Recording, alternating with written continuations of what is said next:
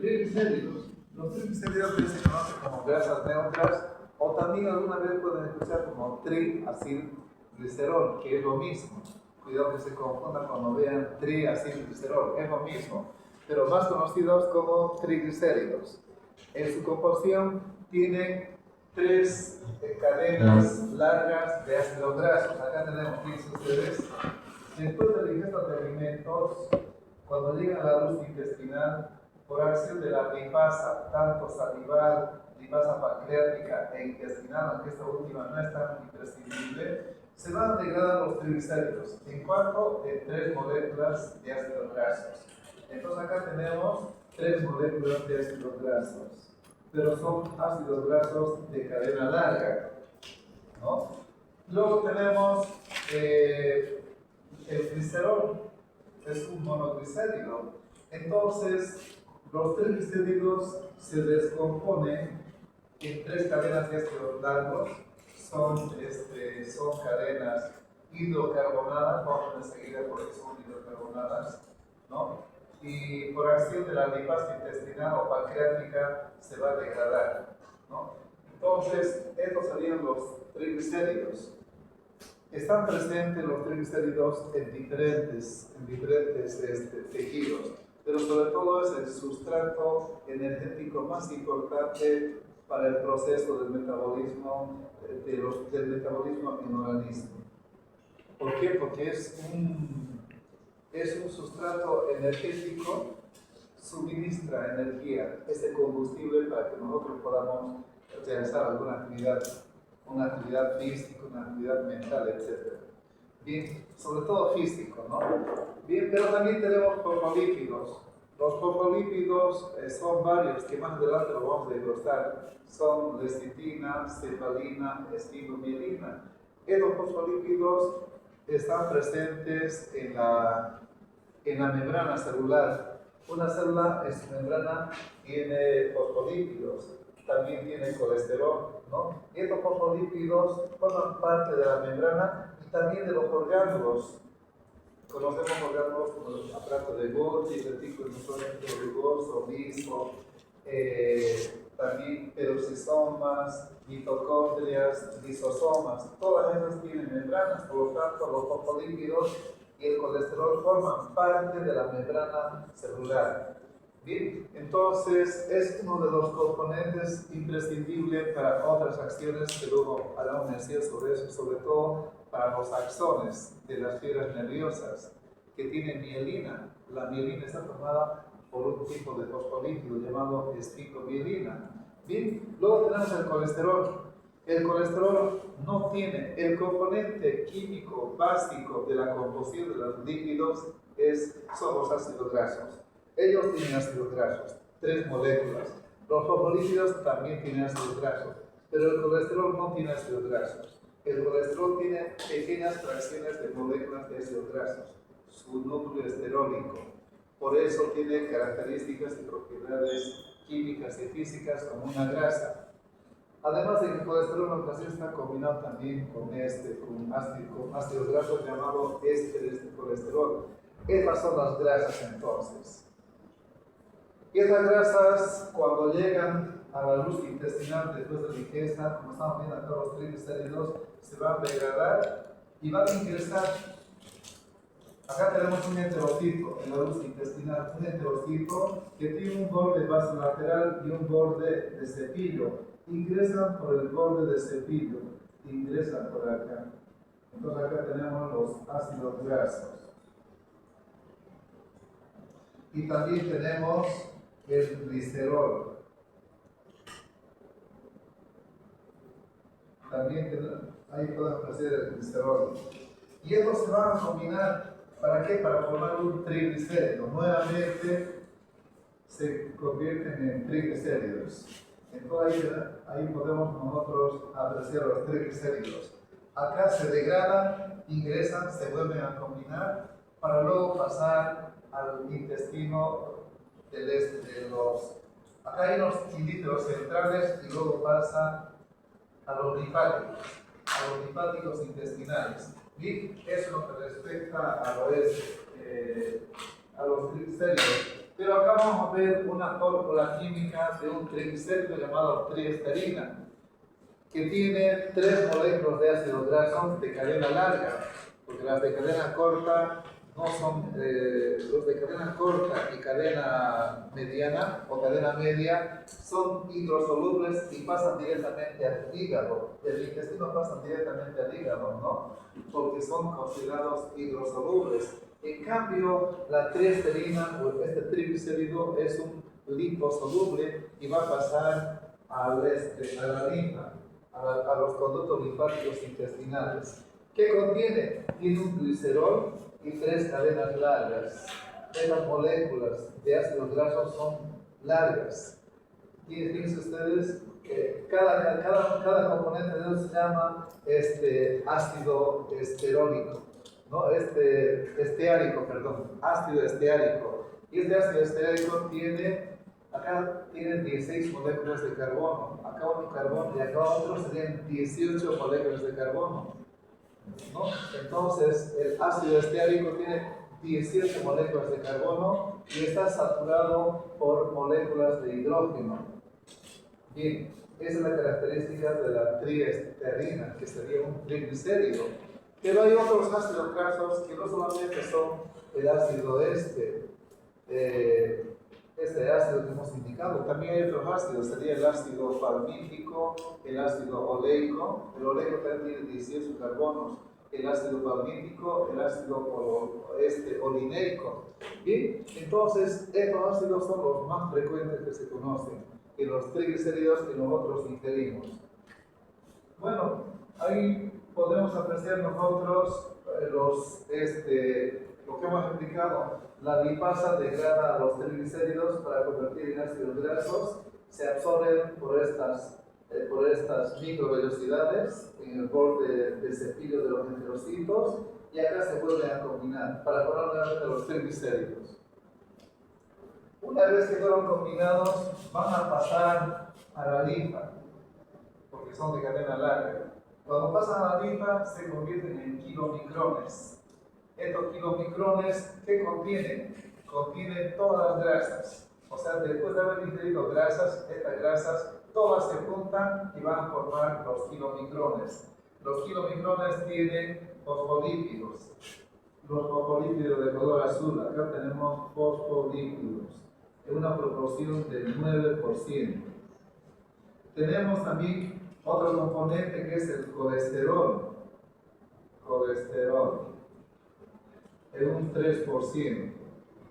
Este es el colesterol, que es de color rojo. Las apolipoproteínas, sobre todo las de tipo B. Acá vamos a dibujar las apolipoproteínas. Estas son las apolipoproteínas que le van a dar más estabilidad a los kilomicrones. Bien, que esta proporción es el 1%. Pero ¿cuál es el componente más abundante? Serían los triglicéridos. Y acá vamos a ver nosotros los triglicéridos. Fíjense ustedes, este es un kilomicrón. Más del 85% es triglicéridos, ¿no? 9% fosfolípidos, color azul. 3% colesterol, color amarillo. Y color lila, apolipoproteínas. Hay varios tipos de apolipoproteínas, pero sobre todo las del tipo B. Entonces, estos son los kilomicrones. Nosotros nos alimentamos de una...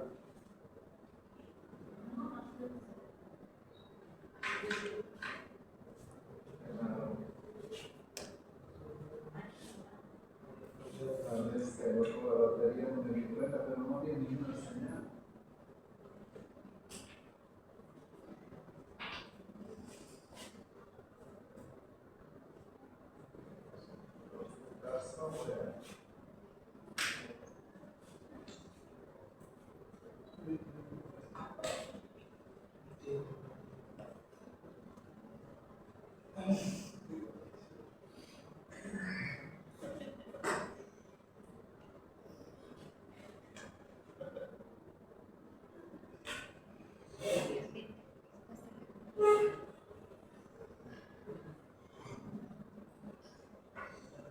Es posible que haya sido la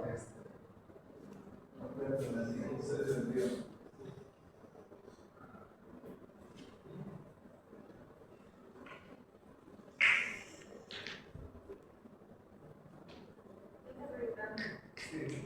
vamos a hacer este cambio para poder mover esto. Muy bien. Entonces ahí tenemos los kilomicrones. Estos kilomicrones son grandes y están compuestos por fosfolípidos, por colesterol, por apolipoproteínas y por una gran cantidad de triglicéridos. Todo lo que ven de color amarillo, anaranjado, son triglicéridos, bastante triglicéridos. ¿Y cuánto miden? Miden aproximadamente, su diámetro es de 8 centésimas a 6 décimas de micrómetro. De 8 centésimas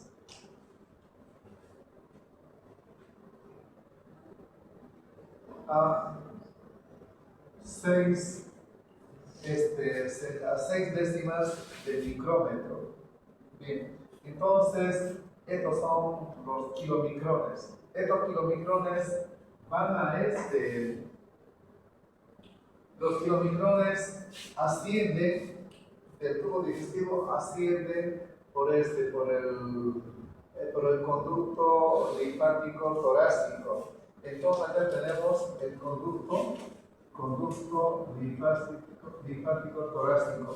Ascienden y van a vertir o desencadenar en el sistema, en la circulación venosa.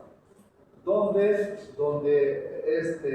está la vena yugular y la subclavia.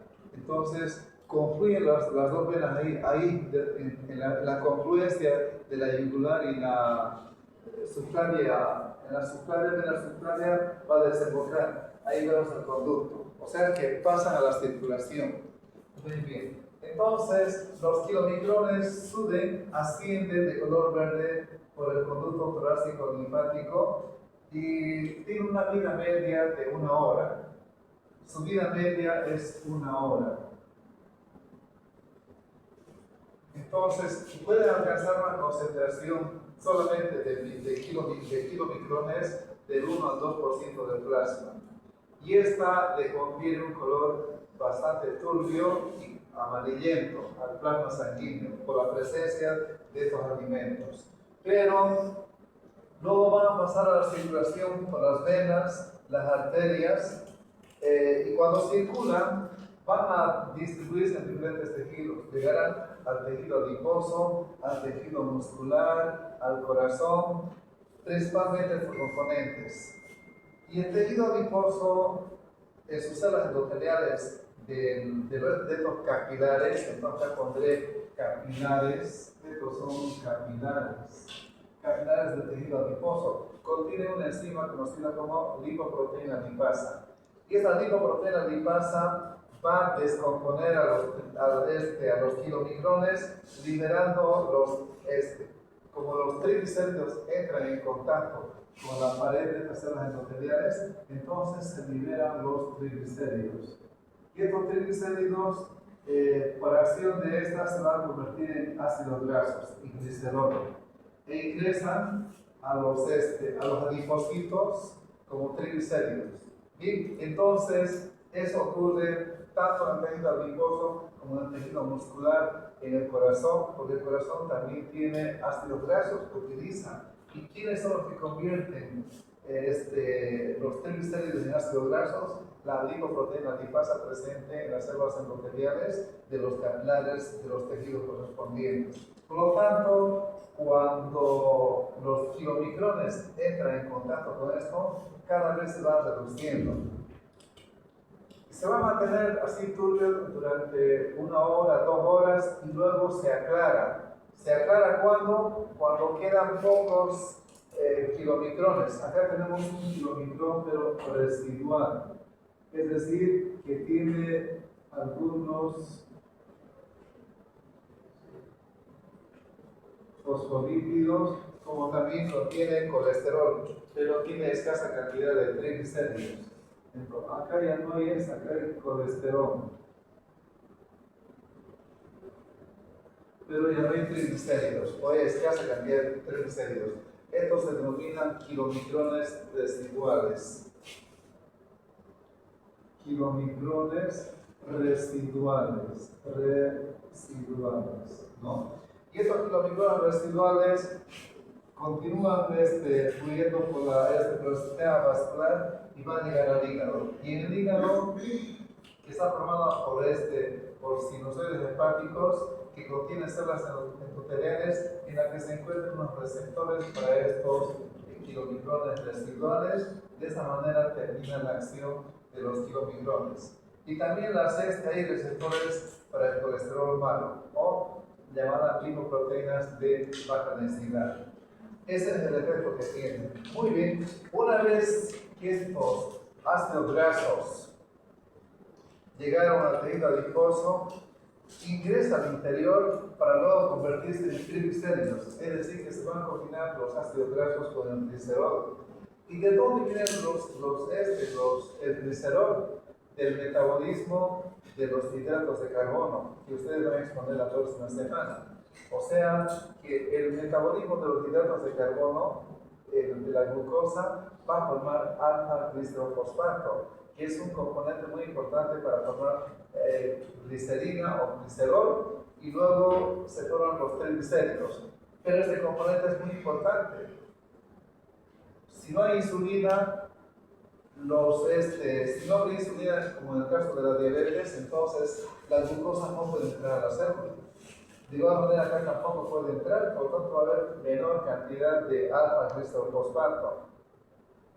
Entonces, hay dos situaciones que permiten la degradación o la hidrólisis de los triglicéridos. Una es cuando hay una limitación de este alfa-glicerolfosfato. Entonces, si habría un alfa-glicerolfosfato bastante reducido, entonces los triglicéridos se van a desdoblar en glicerol y ácidos grasos. Estos ácidos grasos libres pasan a la circulación. Pero una vez que salen, van a se van a ionizar, se ionizan y van a ser combinadas con la albúmina. Acá tenemos una proteína, que ustedes ya saben que la proteína yo lo represento así. Es una albúmina que se combina cada albúmina en estado de reposo con 3 moléculas de ácidos grasos. ¿Y cuánto significa eso? 15 miligramos por 100 ml. Entonces tenemos 15 miligramos de ácidos grasos por decilitro. Decilitro es la décima parte de un litro. El litro tiene 1000 ml, la décima parte es un decilitro, 100 ml.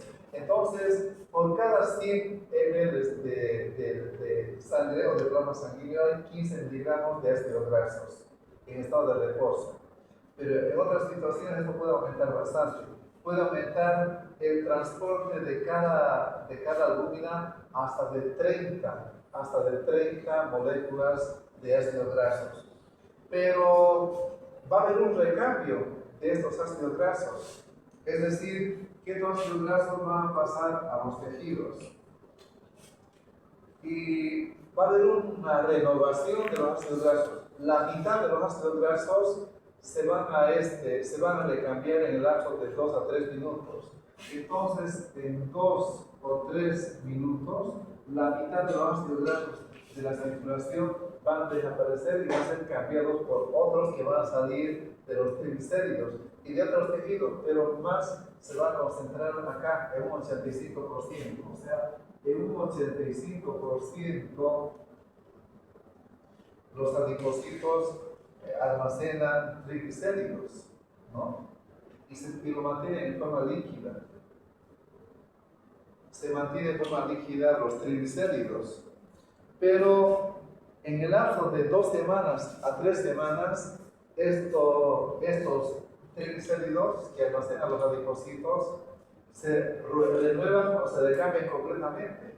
O sea que de acá a un mes, todo el tejido adiposo que está presente en usted ya no es el mismo en el mes siguiente. Todo se cambió. Por lo tanto, el tejido adiposo es dinámico, así como en el hueso. El hueso está en un constante accionar, donde hay una remodelación. Los osteoclastos y los osteoblastos están formando constantemente y están destruyendo constantemente. De igual manera, los ácidos grasos se liberan. Cada 2 minutos, cada 3 minutos, la mitad se recambia. Esto en sí niveles, pero en todo el cuerpo, en todo el aparato circulatorio, ¿cuánta cantidad de ácidos grasos hay? 450 miligramos en todo el cuerpo. O sea, no llega ni a 1 gramo. Medio gramo está circulando en todo el cuerpo. Una cantidad bastante pequeña, pero que tiene que es un sustrato energético, una fuente de energía importante. Aunque la glucosa es el primer componente que se utiliza. Nosotros después de digesta de alimentos ya sabemos que la glucosa se almacena en el hígado en forma de glucógeno y en el músculo. Después de la actividad esa se utiliza. Y cuando hay un provocador, no va a haber glucosa. Entonces, ¿qué se va a utilizar? Se van a utilizar los triglicéridos. Y van a liberar, se ionizan, liberan, son transportados por la albúmina y puede haber hasta medio gramo de ácidos grasos en todo el aparato circulatorio. Pero esto es cada 2 minutos, por lo tanto se está cambiando constantemente. Y ahora vamos a ver nosotros, ya vimos el transporte de los lípidos, vimos los kilomicrones, hemos indicado que también se van a aclarar después de 1 o 2 horas, ¿no? Ahí tenemos el dibujo que hemos visto, acá en la pizarra. Bien, hablaremos de los ácidos grasos libres. Ya sabemos que los ácidos grasos libres se van a formar de esa manera, pero hay situaciones en las que va a haber bastante ácido graso. Inclusive este ácido graso va a pasar al hígado. Y el hígado va a almacenar una gran cantidad de ácidos grasos. El hígado es un formador ¿de qué? De lipoproteínas. Acá voy a poner lipoproteínas. Lipoproteínas. Es un formador de colesterol. El colesterol se forma en el hígado, aunque sabemos que el colesterol también viene de fuente externa, ¿no? A través de una dieta rica en grasas sin colesterol. Pero el colesterol endógeno se forma en el hígado, colesterol. También se forman los fosfolípidos. También un porcentaje bastante elevado. Por lo tanto, el hígado forma colesterol, forma triglicéridos.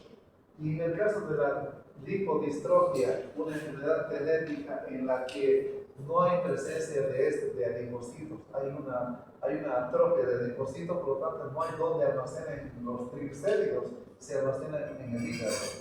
Entonces hay bastante triglicéridos en el hígado en esa enfermedad llamada lipodistrofia. Bien, o sea que no hay adipocitos, hay ausencia o mínima cantidad de adipocitos que están bastante atrofiados. Bueno, entonces entramos en las lipoproteínas. ¿Cuáles son las lipoproteínas? Para que tengamos una comprensión ideal, porque ustedes cuando tengan un paciente hipertenso o un paciente diabético, ¿qué van a pedir? Perfil lipídico, ¿no? Bien, entonces acá tenemos el perfil lipídico. Si el paciente tiene problemas de la tiroides, pedirán perfil tiroideo, ¿no? Si tiene problemas del hígado, pedirán perfil hepático, dependiendo de qué se trate, pero acá el perfil lipídico. Perfil lipídico. Entonces, hablando de las lipoproteínas se van a formar en el hígado. Y estas lipoproteínas son las siguientes. Tenemos lipoproteínas de muy baja densidad, la LDL. Lipoproteínas de densidad intermedia. Lipoproteínas de densidad baja, de baja densidad. Lipoproteínas de alta densidad. Bien, estas son las lipoproteínas que se van a formar. ¿Dónde se forman? En el hígado. Y esas lipoproteínas son lanzadas a la circulación. Se forman como BLDL. Lipoproteínas de de alta densidad, que tiene bastante triglicéridos. Estas tienen bastante triglicéridos. Están muy elevados los triglicéridos. Pero también contiene colesterol. Colesterol en una moderada cantidad. Colesterol y fosfolípidos. Pero tiene bastantes triglicéridos. Por lo tanto, esta tiene muchos triglicéridos, ¿no? Luego tenemos otros que sería la lipoproteínas de densidad intermedia. Estas lipoproteínas de densidad intermedia, tienen una moderada cantidad o una cantidad más elevada de colesterol y de fosfolípidos, ¿no? Bien. Y también contiene muy poco ya de triglicéridos. Entonces tiene más colesterol y tiene más fosfolípidos. Y luego hay otros que derivan de esto, sería la LDL, lipoproteínas de baja densidad, el colesterol malo, tiene mucho colesterol. Entonces el colesterol está bastante elevado, pero los fosfolípidos están moderadamente elevados. Entonces LDL tiene mucho colesterol. Por eso que es peligroso tener un nivel muy elevado de colesterol, ¿no? Y luego tenemos otro componente conocido, otra lipoproteína, que sería la HDL. Lipoproteínas de alta densidad. Estas lipoproteínas de alta densidad van a inhibir el depósito del colesterol malo en la pared, en el endotelio vascular. Por lo tanto, son cardioprotectores. Van a impedir la precipitación de colesterol malo en la pared o en la capa íntima de las heces. Por lo tanto, esta tiene muchas proteínas, tiene 50% de proteínas. Tiene 50%, la mitad de proteínas. Bien, entonces esas son las características. ¿Y hacia dónde se dirige? Como acá tenemos lipoproteínas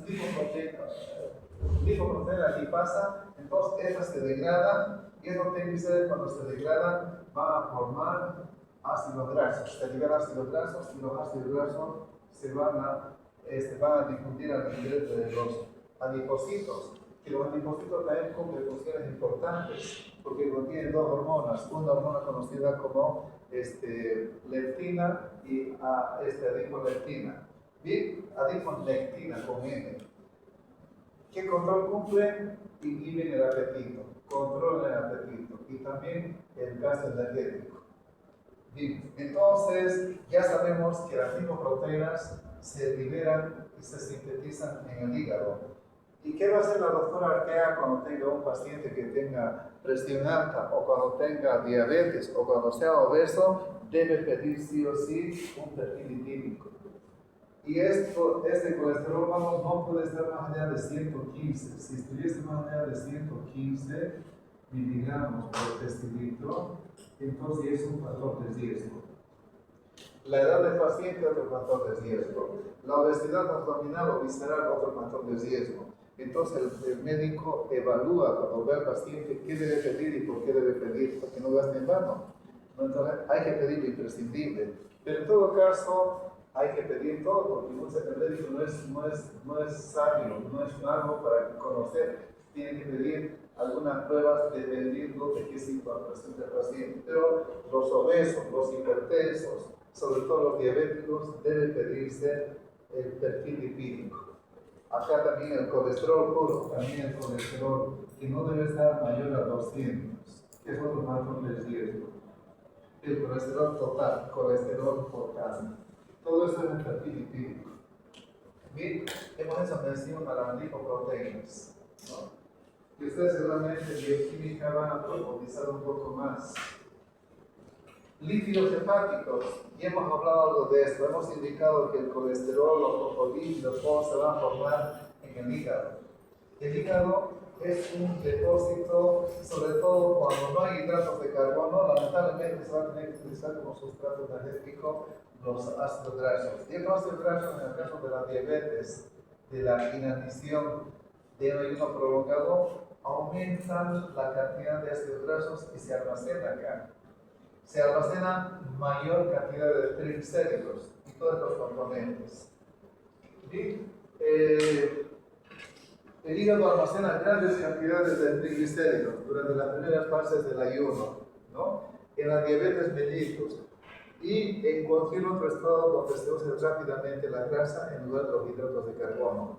Entonces, si no hay ingreso de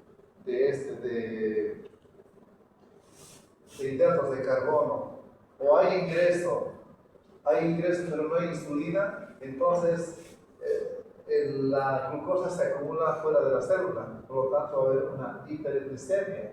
¿Y qué se va a consumir? Si la célula este interior no tiene, entonces el sustrato energético va a ser ácidos grasos.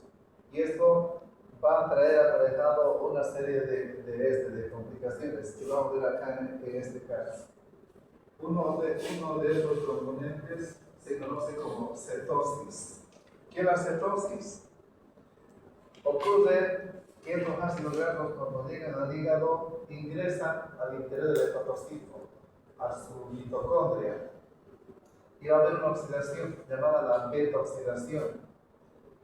Y estos ácidos grasos, a través de la beta-oxidación en los hepatocitos, van a formar acetilcoenzima A. Entonces acá vamos a poner, esto produce acetilcoenzima A.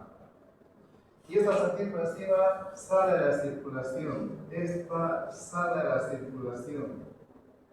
Entonces acá voy a hacerlo así, acetilcoenzima A.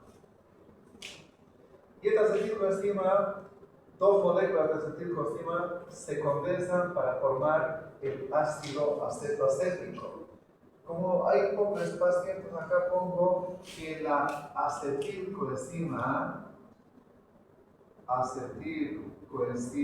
A, dos moléculas de acetilcoenzima A van a formar un ácido acetoacético, ¿no? Entonces acá voy a poner ácido acetoacético.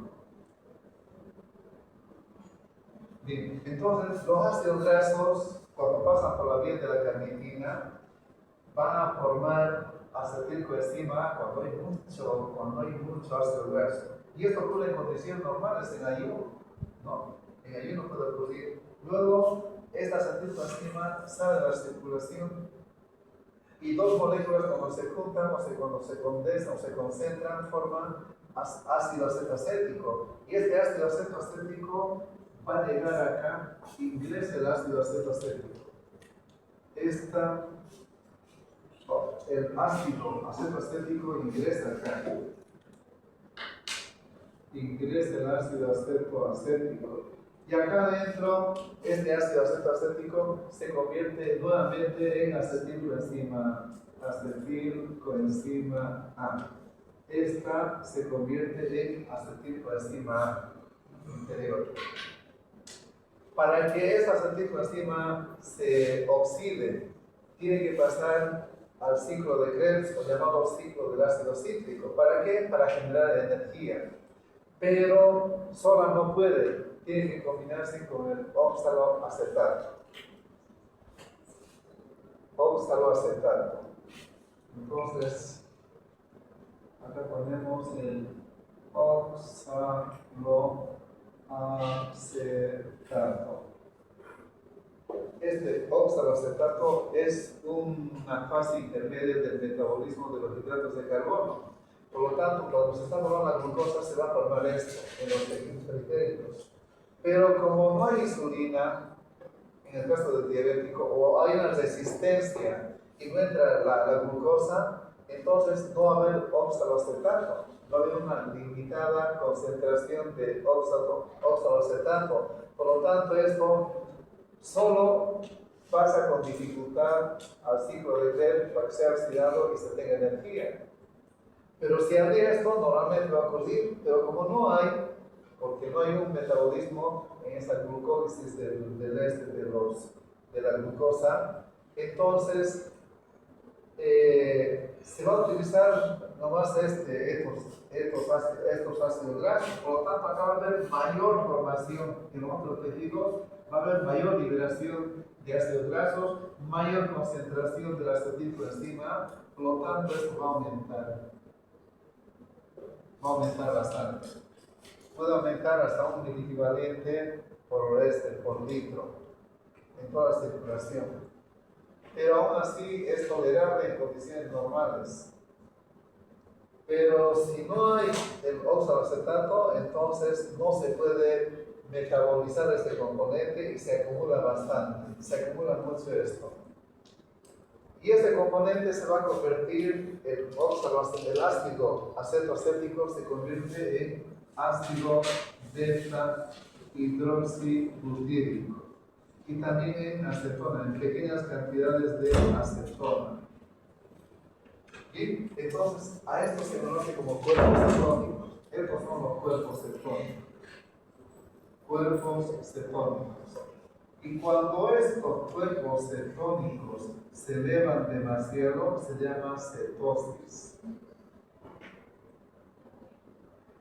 Por lo tanto, la cetosis va a tornar ácido el plasma sanguíneo. Pero si se acumula demasiado, se entra en una cetosis.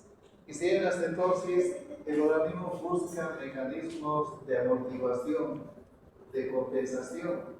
Entonces el organismo ya se respira más rápido para que elimine el dióxido de carbono. Porque si no elimina su acidez, el pH se acumula mucha acidez y como hay mucha acidez, entonces el pH se hace más ácido. Va a llegar a 7, 6.9 y el paciente puede entrar, si es diabético, entra en un coma diabético, en una cetoacidosis o en una cetosis, y el paciente tiene que tratar de ahorrar la mayor cantidad posible de bicarbonato para compensar a través del riñón. Entonces el paciente se va a deshidratar, entra en una acidosis y va a complicarse, como ha visto su compañero. Seguramente han visto en la práctica pacientes con diabetes. Ese es el proceso que ocurre. Bien, entonces ahí tenemos la cetosis. Los cuerpos cetónicos pasan desde el hígado al resto de las células. Por razones diversas, las células solo pueden oxidar una cantidad limitada de cuerpos cetónicos. La principal limitación reside en que uno de los productos del metabolismo de los hidratos de carbono, que es el oxaloacetato, que debe unirse al acetilcoenzima para su procesamiento en el ciclo de Krebs o el ciclo del ácido cítrico. Y de esa manera el paciente se complica. Esta acetona, que está en una pequeña cantidad, la acetona se libera en la respiración, mediante la respiración, y se volatiliza, y el paciente cuando respira tiene un olor un olor a manzana verde, un olor a fruta fresca, un olor a acetona. Entonces el médico, cuando ve al paciente que está en mal estado, se acerca y le va a oler un olor a manzana verde. Entonces ya tengo mi diagnóstico presuntivo, ¿no? Pediremos determinación después de estos componentes. Bien, eso es la cetosis. Y acá vamos a ver cómo el ácido acetoacético, que el acetilcoenzima se convierte en ácido acetoacético, luego se convierte en ácido beta-hidroxibutírico y una pequeña cantidad de acetona. Y hemos indicado que la acetona se puede volatilizar, así como la gasolina, el éter, se volatiliza si lo dejamos destapado, el plasma que contiene. Síntesis de triglicéridos. También en el hígado, cuando hay bastante cantidad de glucógeno, el exceso o la adición de glucosa se convierte en ácidos grasos. O sea, los hidratos de carbono se convierten en ácidos grasos. ¿Y de qué manera lo hace de esta manera? ¿No? Pero vamos a ir rapidito porque no va a faltar tiempo. Habíamos indicado que interviene una enzima a través del citrato y isocitrato, hace que se sintetice estos componentes. El ion citrato y isocitrato favorece la activación de la acetilcoenzima carboxilasa y va a convertir la acetilcoenzima en malonilcoenzima. Y de esta manera entonces se va a formar los lípidos. Entonces acá tenemos la vía glucolítica. El alfa-glicerofosfato sabemos que es de los hidratos de carbono, más la acetilcoenzima A y este componente conocido como dinucleótido de adenina nicotinamida se combinan. Y acá tenemos otra vía, la misma. En este caso es fosfato dinucleótido adenina nucleótido, es por la vía de la pentosa. Bien, entonces acá vamos a formar los triglicéridos por este glicerol o glicerina y los ácidos grasos. 3 moléculas de ácidos grasos van a formar conjuntamente la glicerina o el glicerol, que también antiguamente se llamaba glicerina, hoy en día se llama glicerol. Entonces forman los triglicéridos. De esta manera se forman de la glucosa en ácidos grasos.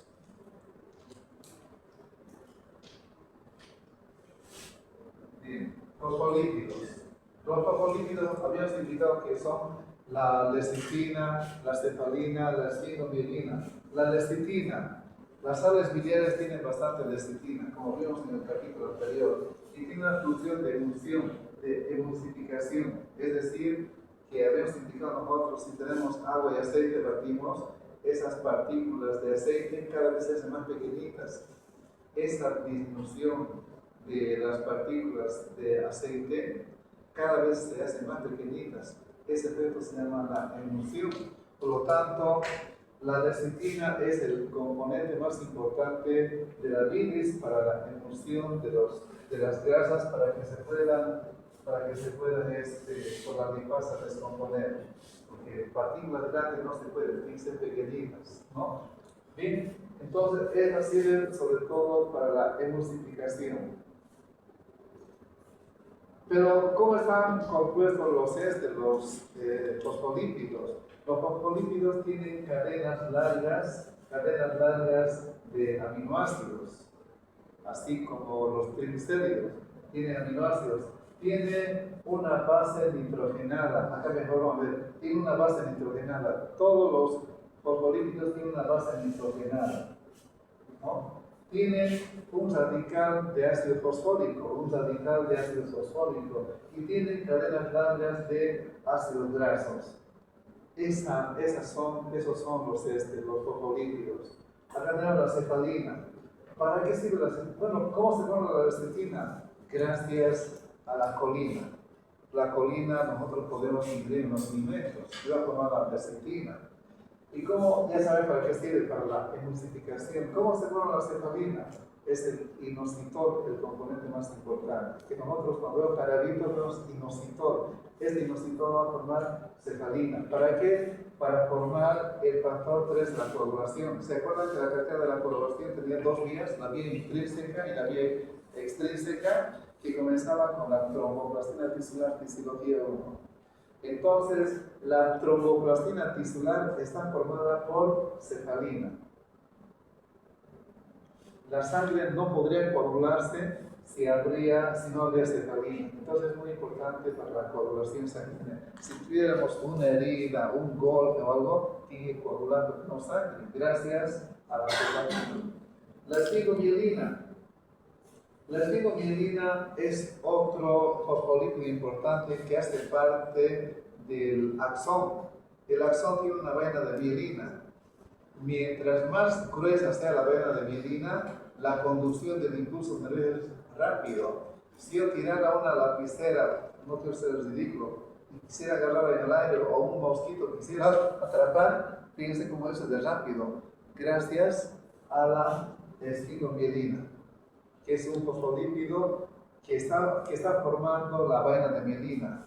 Si la vaina de mielina, pues que no tenga, digo, si el axón no tuviese la vaina de mielina, serían axones amielínicos y la conducción es de 1 metro a 2 metros por minuto, por segundo.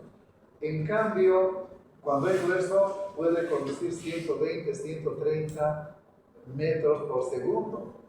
Por lo tanto, gracias a la esfigmomielina que forma parte del axón, de la vaina de mielina, este fosfolípido es imprescindible. Por lo tanto, vemos la importancia que tienen los fosfolípidos, también la membrana de las células que hemos indicado. Esos son los fosfolípidos. Bien, pero antes de que me olvide, acá cuando el ácido graso se mantiene almacenado en los triglicéridos, sería bueno que se mantenga como una reserva. Pero sucede que cuando no hay insulina, no va a haber alfa-glicerolfosfato, no entra la glucosa, y este es un derivado de la glucosa. Por lo tanto, si habría poco, estas se liberan, porque no queremos que haya muchos ácidos grasos.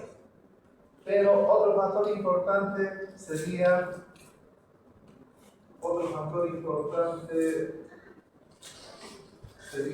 el hígado, perdón, el riñón. El riñón tiene en el polo superior la glándula suprarrenal y en la parte media se encuentra la médula suprarrenal.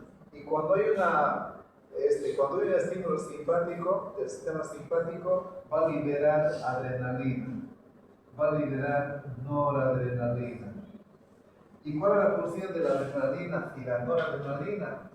Que esto aprendan bien, que esta lipasa hormonosensible, aquí hay una lipasa, abundante cantidad de lipasa en estas células adiposas. Entonces, la adrenalina y la noradrenalina lo que hace es estimular a esta lipasa. ¿Para qué? Para que los triglicéridos se degraden y salgan a la circulación, liberen a la circulación ácidos grasos.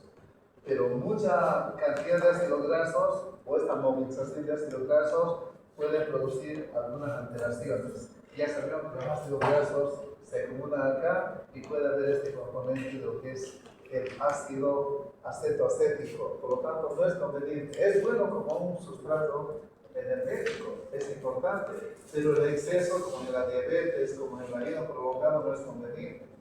Bueno, entonces, cuando tenemos un estrés, se libera adrenalina, noradrenalina a la circulación para que llegue a las células adiposas, donde contienen altas cantidades de esta lipasa, que es muy sensible a las hormonas. Bien, pero no solamente son estas las que van a liberar sino que también en la adenohipófisis se libera la ACTH,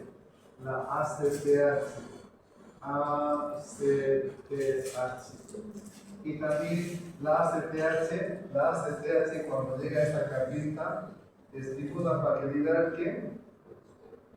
Cortisol. Por lo tanto, la adenohipófisis cuando es estimulada libera ACTH. Y la ACTH llega a la glándula suprarrenal, a la capa fascicular y va a sintetizar, va a liberar el cortisol. Por lo tanto, ACTH y cortisol va a estimular a la lipasa, que es hormono sensible. Y tiene un efecto cetogénico, es decir, que va a favorecer la formación de cuerpos cetónicos. Cuando hay una alta concentración de ACTH y cortisol, ocurre ese inconveniente. Pero ¿quién estimula la ACTH? El estrés. ¿Qué tipo de estrés? Ya sabemos, puede haber un estrés físico, por una infección, por un traumatismo, por una fractura, bueno, una cirugía, cualquier tipo de lesión física es un estrés físico. El estrés físico libera ACTH. El estrés mental libera ACTH y cortisol, por lo tanto, estos también liberan gran cantidad de ácido este. Por eso, las personas que viven en tensión, pensando en su enfermedad, los diabéticos van a producir mayor liberación de ácidos grasos. Si hay muchos ácidos grasos, ¿qué van a liberar? Acetilcoenzima. Entonces, hay varios factores. También la tirotropina. ¿Cuál es la tirotropina? Es la hormona estimulante de la tiroides. La hormona estimulante de la tiroides, cuando se libera bastante, cuando estimula a la glándula tiroides, forma hormonas tiroideas. ¿Y qué hacen las hormonas tiroideas? Aumentan el metabolismo basal. 50%, 60%, 100%. Aumentan, por lo tanto, los tejidos necesitan más energía. Y para que cubra esas necesidades de los tejidos, entonces se tiene que liberar bastante ácidos grasos. Por lo tanto, lo que hacen es estimular a esta lipasa, que es hormona sensible. También la hormona de crecimiento. La hormona de crecimiento tiene una ligera acción cetógena, también la hormona de crecimiento. Hormona de crecimiento. Y entonces, y también se encuentra acá el glucagón. Entonces son 7 hormonas. Glucagón. Entonces son 7 hormonas que pueden activar a los adipocitos para que esta lipasa degrade a los triglicéridos y liberen a la circulación. Pero es peligroso cuando hay inflamación. Por lo tanto, el estrés, el mecanismo del estrés es esto. Bien, entramos a lo que es, porque el tiempo seguramente no es suficiente. ¿Qué tiempo tenemos? Sí, ya para ti. Ya. Bien, vamos a continuar con el tema. Esto es muy importante. Ahora los que quieran si quieren este capítulo, pueden elegir para hacer un caso clínico. Puede ser un infarto de miocardio o puede ser un ictus cerebral, un accidente vascular cerebral. La gente lo llama embolia también, ¿no? Bien, entonces ahora entramos en lo que es la formación de placas anteromatoras.